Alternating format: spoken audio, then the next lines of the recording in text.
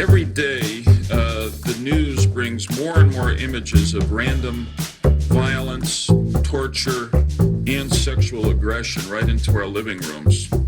Violence and violent images permeate more and more aspects of our lives. And I think it's time to draw the line. Thanks, Joe. I'm Ronnie Ersenbach, and this is the Band Media Podcast, where we will be talking about the art that crossed that line. Now, a lot of people have asked me who the mysterious Joe is in the little intro you just heard to the podcast. By a lot of people, I mean my dad.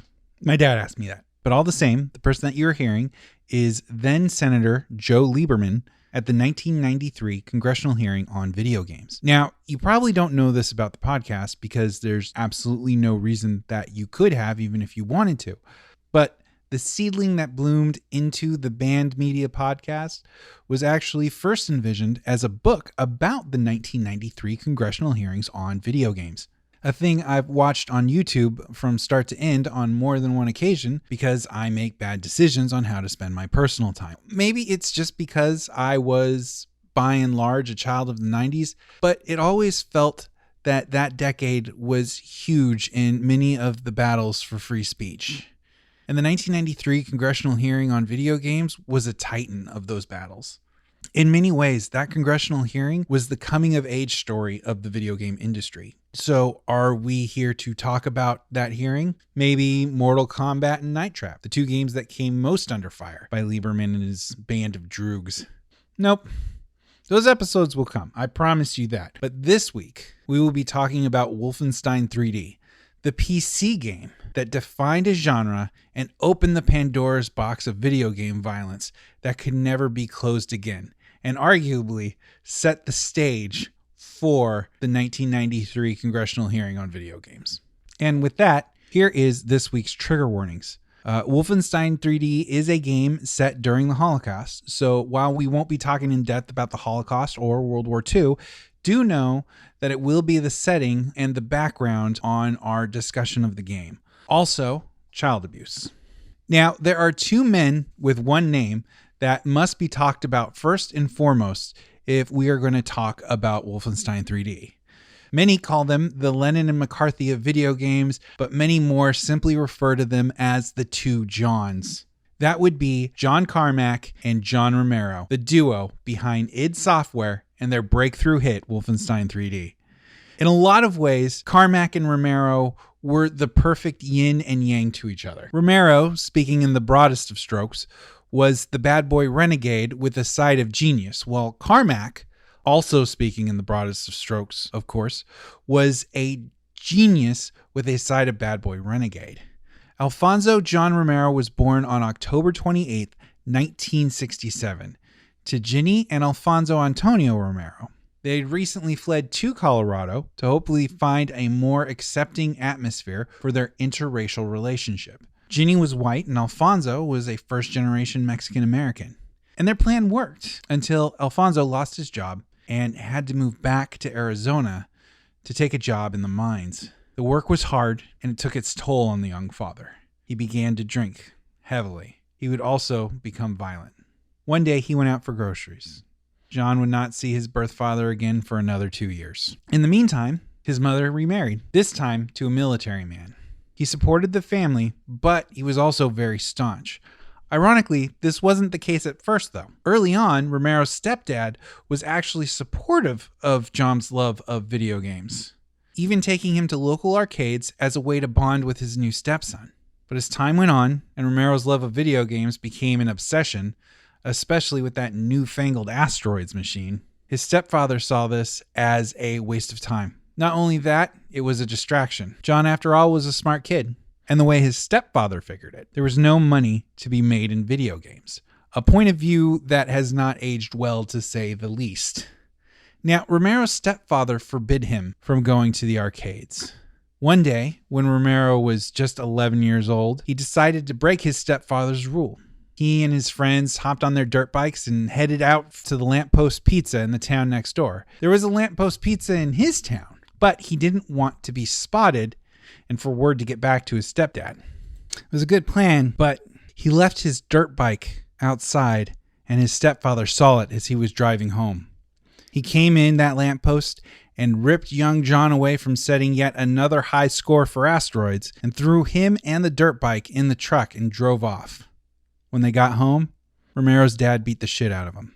The very next day, Romero would sneak out again to play more asteroids. Early on, Romero took a heavy interest in Dungeons & Dragons, better known as D&D. He was also big into comics.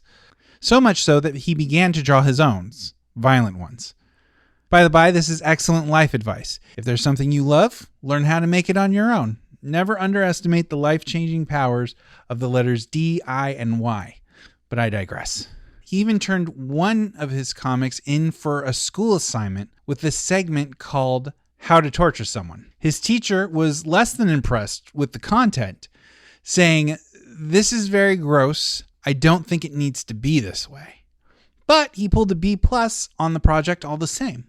Romero soon discovered that he could sneak away to the local university and play video games for free. Taking in what he could from the college students in the computer labs, it was there that he began to dabble in coding and creating his own games. In 1983, John's stepfather was reassigned to England. So Romero and his family packed their things and headed across the pond. During his years in England, Romero doubled down on his programming, much to the chagrin of his stepfather. He began pushing out games left and right and sharing them with the kids at school. In 1984, Romero got his first game published in a magazine called Insider Magazine. Insider as in INCIDR, a reference to the Apple, or more specifically, the Apple II computer, which became John Romero's weapon of choice. A machine that he was gaining more skills with every day, and modesty wasn't his strong suit. He began to sign his letters with John Romero, ace programmer, and John Romero, future rich person. Romero's family would eventually make their way back to the U.S., California specifically. It was there that he would meet Kelly Mitchell in 1987 while he was working at the local Burger King. The two would fall in love and quickly marry the same year. Ready to settle down into the sweet family life at the age of only 19, and now with tons of games published in magazines, some even making the front cover, Romero was able to land himself a full-time gig programming for the computer company Origin. Just a quick side note, in case you're curious how you publish a video game in a magazine in 1984, they would print out the code in the back of the magazine and you would copy it line by line into your computer. So him and his now pregnant wife drove themselves from sunny California all the way out to New Hampshire. At Origin, Romero shined. It wasn't long before his boss came to him with a proposition. He was leaving Origin to start his own company and wanted Romero to join him. Romero took the offer. Unfortunately, it didn't turn out so well. The new company never got off its feet. Kelly, now pregnant with her and Romero's second child, had moved back to California in order to have the baby close to family. Romero was jobless and couch surfing. For those of you keeping score, Romero enters our story at 21 years of age with one wife, 2 kids, broke and desperate to be a better father than the men who raised him. The other John of the 2 Johns was John Carmack, born August 20th, 1970, in Shawnee Mission, Kansas. From a very early age, it became obvious that John, well, let's just say he wasn't like the other boys. The first time he spoke was at 15 months old.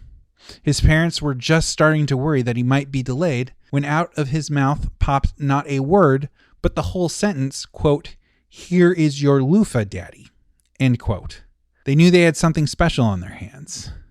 Fun fact, Carmack's father was actually a local reporter, but what gets brought up far less often is the fact that his mom practiced nuclear medicine and had a PhD in microbiology. The two were college sweethearts, and there is no doubt, whether by nature or nurture, some of that love of learning had rubbed off on young John. By the time he was in the 2nd grade, he was scoring 9th grade comprehension levels on standardized testing. Like so many kids who make their way onto this podcast, as Carmack started to grow up, he began to fall in love with Tolkien, comic books, sci-fi, horror, and most notably, Dungeons & Dragons. though he was much less interested in being a player of D&D and far more interested in being a DM, also known as the Dungeon Master. For the uninitiated, the Dungeon Master is the person in D&D who creates the worlds that the rest of the players play in. The narrator of your adventure, if you will.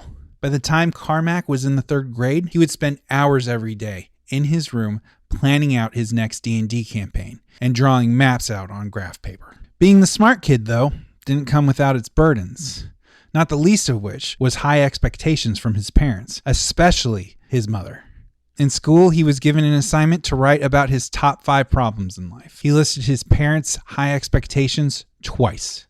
And his parents soon came to learn the downside of getting between a smart kid and the thing he felt he deserved. One time, when he chose not to do an extra credit assignment for math, his mom took his comics and locked them in the closet. This would leave young Carmack to try his hand at lockpicking. As smart as he was, he couldn't quite figure out how to pick the lock without any training. Well, maybe can't isn't the right word. Maybe the correct way to say that was he didn't figure out how to pick the lock before he figured out he could just take the hinges off the door, which is what he did, and lo and behold, Carmack was quickly reunited with his comics. In an attempt to give their son the best education they could, the Carmacks pulled him from public school and put him into a private Catholic school. Now, Carmack, even at that young age, not really into the whole God thing. As he would put it many years later, quote, "I am an atheist, but I esteem many Christians for their integrity. I still think they are wrong," end quote. Well, Mr. Carmack, I couldn't have said that better myself. But I guess I also couldn't have programmed Wolfenstein 3D. But this isn't a podcast about how John Carmack is better than me. See, here's the thing though. Turns out, Catholic nuns are kind of world-renowned for being into the whole God thing. This would lead to some tension during his time there. And while Carmack never found the Holy Spirit, he did find something even more divine for him at that school: access to an Apple II.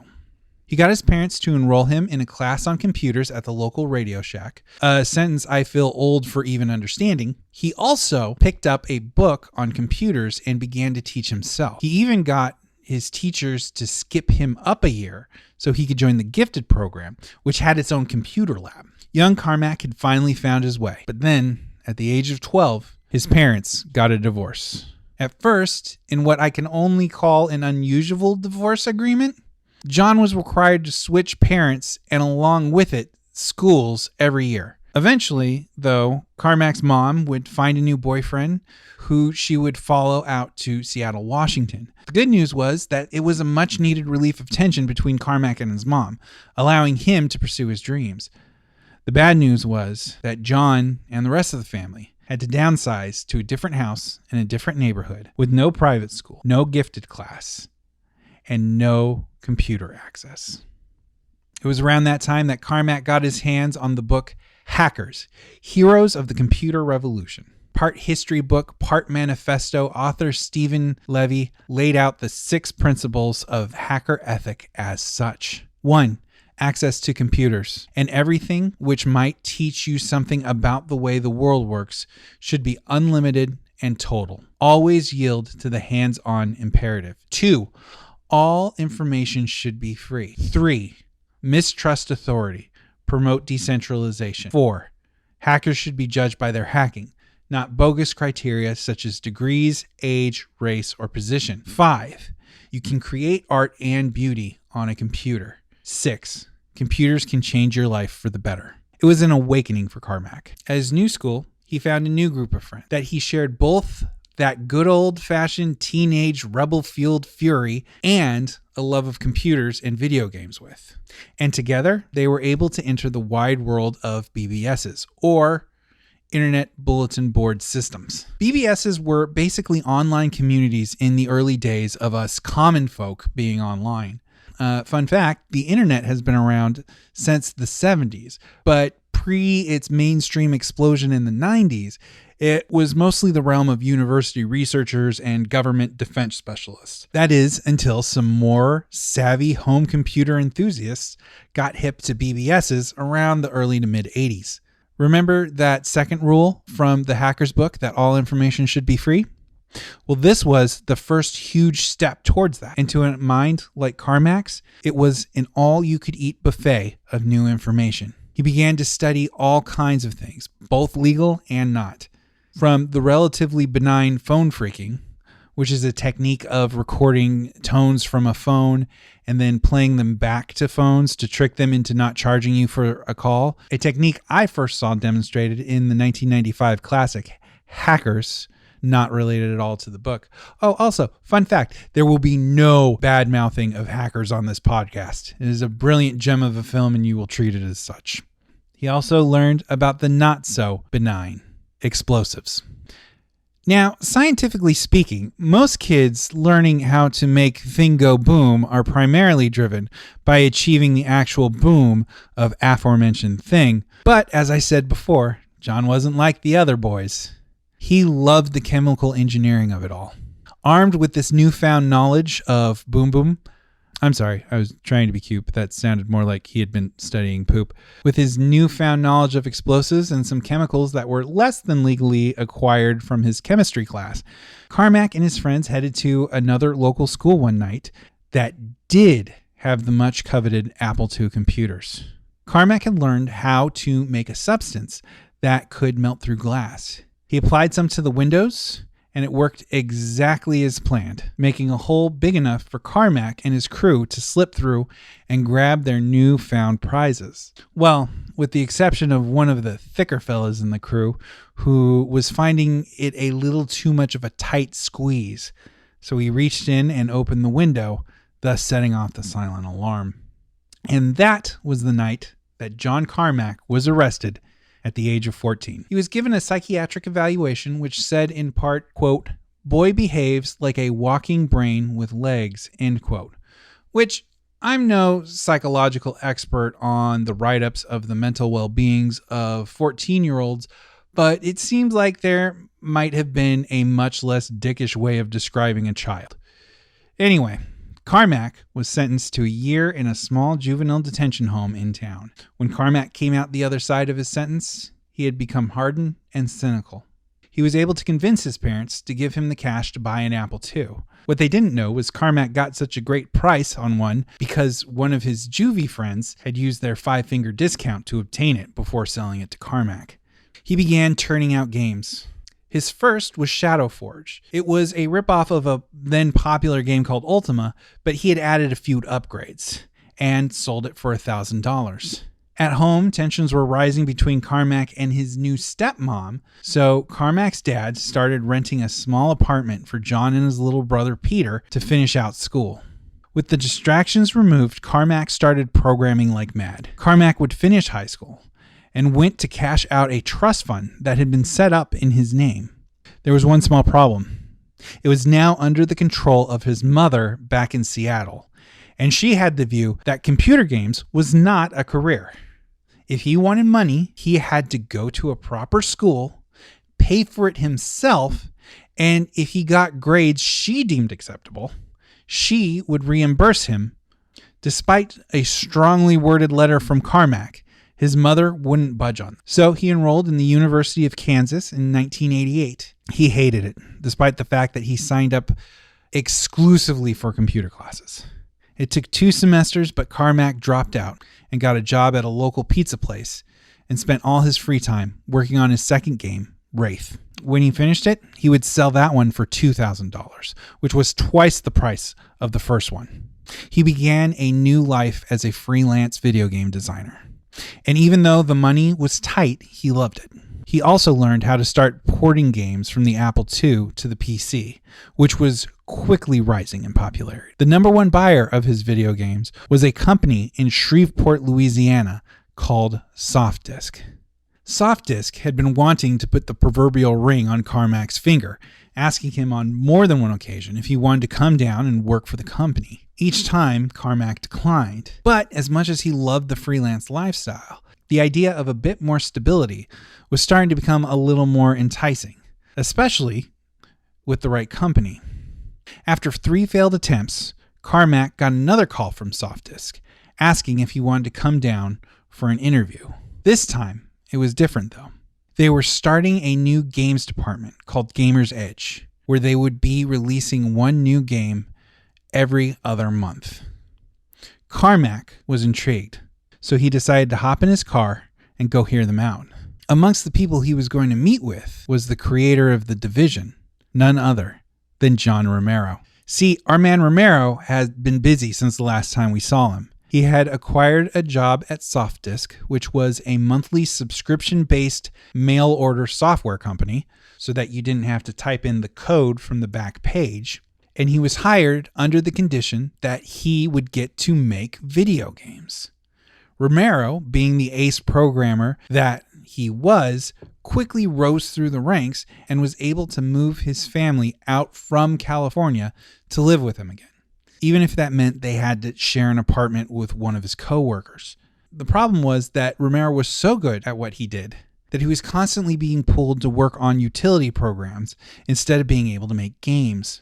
So he went to his boss and pitched making a gaming subscription that sold only games called Gamer's Edge. Romero's boss agreed, mostly because the company at that point was in dire straits because SoftDisk had underestimated what a giant player PC would be and spent most of its resources developing for the Apple II, which was now starting to fade in popularity. So Romero was given an insane schedule of one game every 2 months and the ability to make his own team. He had picked his friend Lane Roth, who was also working with SoftDisk, and who years back Romero had formed a small company with called Ideas from the Deep. It was Lane who made the fourth and final call to Carmack, having been impressed by his freelancing work over the years. Now, in all honesty, Carmack came down to the interview not expecting to take the gig. He was more interested in taking his car that he spent his free time customizing out for a road trip. But when he sat down with Romero, the chemistry was instant. The two talked for hours about programming and video games and D&D. The young prodigy Carmack found something in Romero that his 2 semesters of college never could, a chance to learn.